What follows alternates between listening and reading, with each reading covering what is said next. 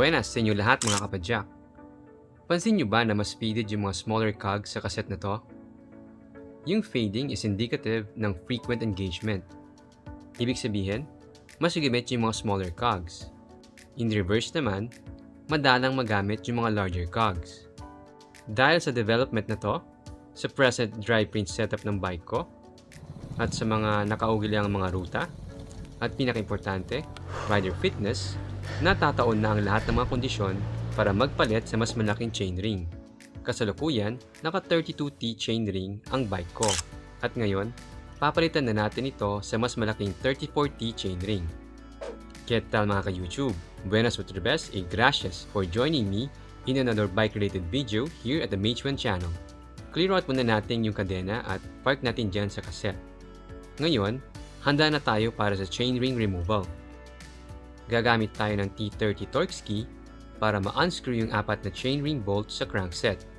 Para sa mga first time na magkalas ng chainring bolts, may katigasan ng pag-unscrew nitong mga bolts. Pero take your time, with the right tool at saktong pressure and technique, kakalas rin ito. As a rule, we follow the X pattern sa pag-unscrew and screw ng mga bolts sa crankset.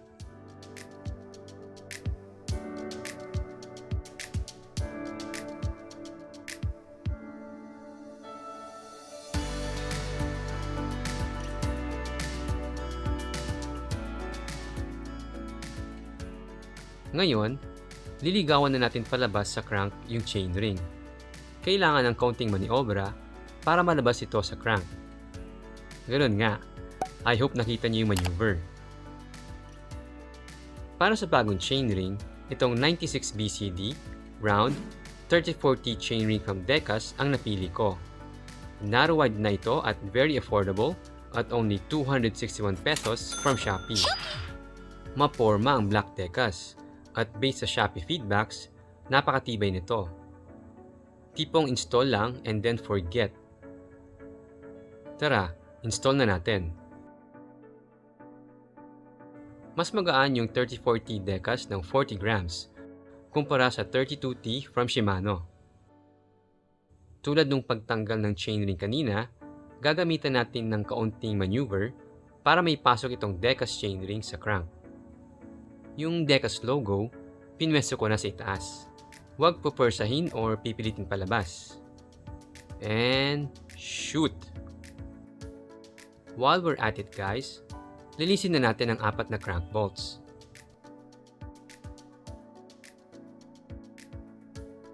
Ayan, almost ready na. Last na gagawin sa mga bolts is paglagay ng kaunting grasa.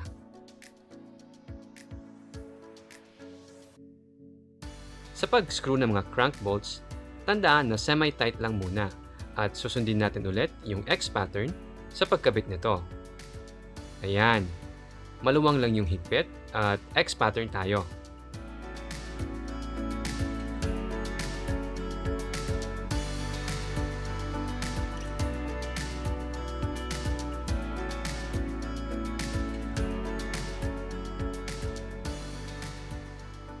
Dito sa ika-4 na bolt, mas hihigpitan na natin ito ng bahagya.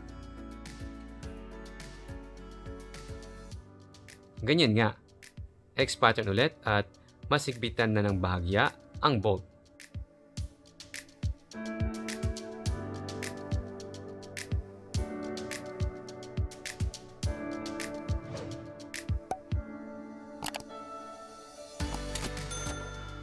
Dito na umpisa sa bolt na to, hihigpitan natin ng husto ang mga crank bolts. Hawak lang sa left side crank at higpitan ng husto ang bolt. X pattern pa rin tapos higpitan na ng husto ang crank bolt.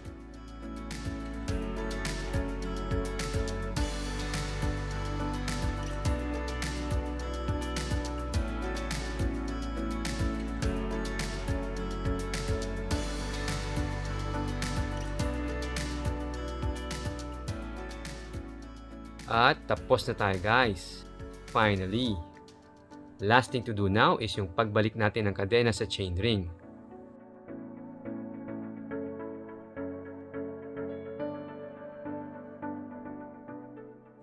Ayos. Napakaswabe. Just a reminder sa pagkabit ng kadena sa narrow wide chainring. Ipo nyo yung inner plate ng chain sa narrow teeth ng chainring. Yung outer plate ng chain naman sa wide teeth ng chainring. Wide, narrow, wide, narrow. Napakagaling na design, di ba? Tara, time to test out the effect of the 3040 chainring. Effects rider, of course.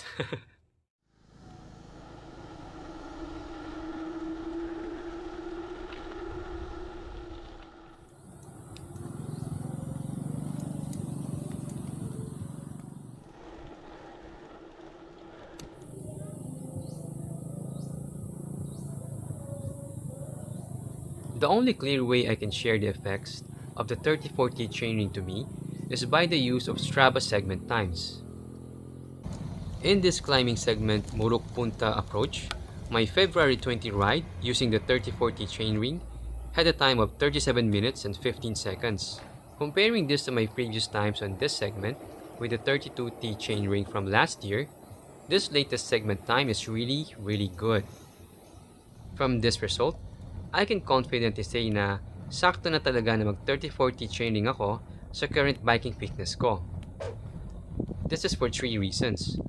Una, the suffering na naramdaman ko sa climbs was tolerable in the 3040 chainring. Pangalawa naman, the new time I got sa segment with the 3040 chainring is mostly better than nung naka 32 chainring pa ako. Except for the one session, no? And pangatlo, there is big room for improvement sa riding fitness ko when climbing with the 3040 chainring, which I'm really looking forward to. Kasi nga, first outing ko pa lang ito with the 3040.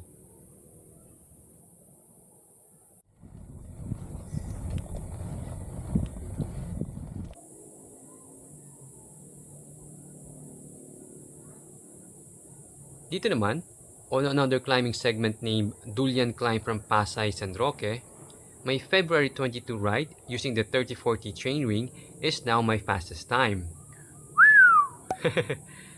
This just confirms na sakto yung riding fitness ko with the 3040 chainring. If I'm at home having the 3040 chainring sa mga climbing segments na to, then surely wala akong magiging issue riding the 3040 sa mga flats. All in all, I am really satisfied on this change to the 3040 chainring. My only concern at the start was really the climbs. Akala ko kasi, babagal ako sa mga climbs.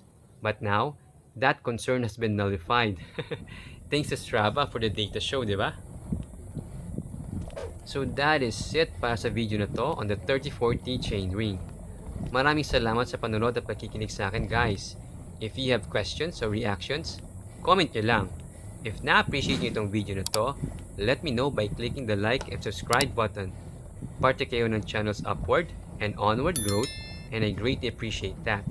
Again, salamat sa panonood at kita-kits sa susunod kong video.